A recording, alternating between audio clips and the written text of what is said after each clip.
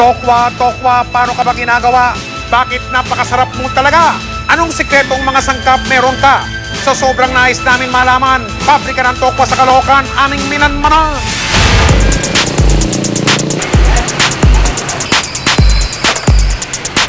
Kumakain ba kayo ng Tokwa? Pagkaing Pinoy na masarap, mura at masustansya. Pero sa reklamong ipinarating sa investigador, tiyak mawawalan kayo ng gana sa Tokwa? Kami po kasi mga customer po ng Tokwa. Madalas po kami bumibili doon. Sa bali mga nakikita po namin, unang-una po yung mga empleyado.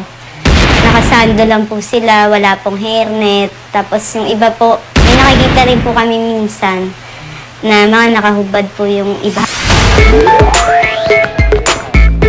Binisita namin ang pabrika ng Arangke Food Products sa Barrio San Jose, lungsod ng Caloocan. Pagpasok sa loob, ito ang tumambad sa amin. Marumi at makalat ang paligid. Nanggigitata ang sahig. May maliit pang kanal sa loob na tila barado.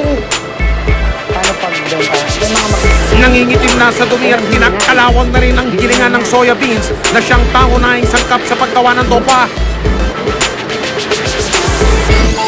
Ang pusot na nakadikit sa panggiling nililipad papunta sa ginigiling na soya.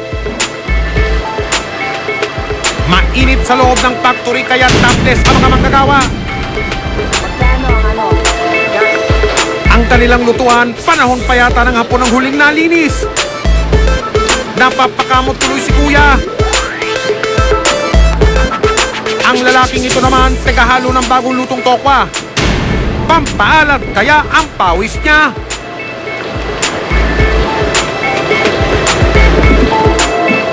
Ang nalutong Tokwa, ibinubuhos sa mga tray na gawa sa kahoy.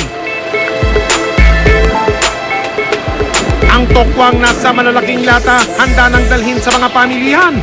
Pwede na rin daw itong kainin. Yak! Inabangan namin ang delivery truck ng pagawaan.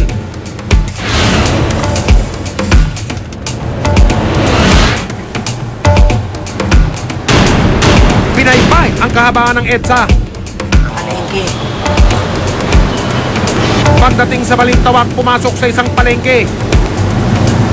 Mabilis na nagdiskarga ng balde-balding Tokwa ang mga trabahador.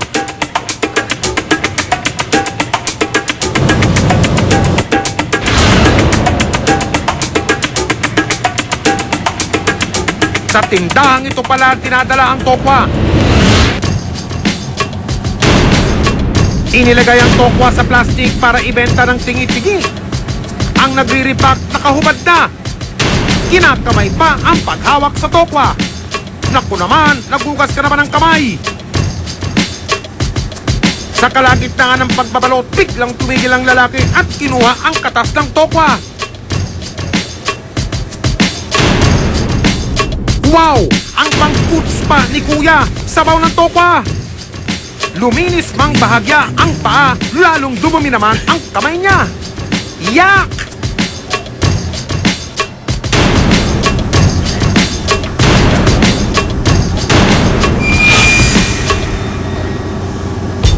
Maya-maya pa dumami na ang mamimili.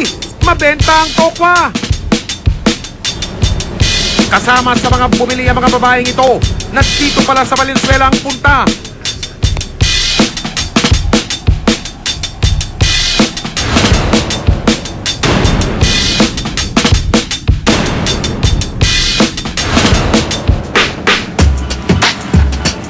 Sa loob ng bahay, hinugasan ang biniling Tokwa. Inuulam daw nila ito sa tanghalian.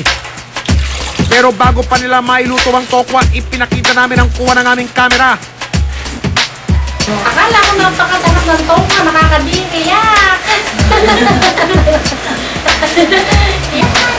Hindi dapat ganun yung mga trabahador na ganun. Dapat may guantes, di ba?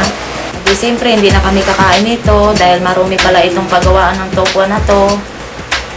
At saka dapat, malinis na ang gawa nito. Ano gagawin niyo dyan sa Tatapon na itong Tokwa na to, di na namin kakainin. Sa inis, hindi na nila pinansin ang Tokwa at nag-ulam na lang sila ng iba.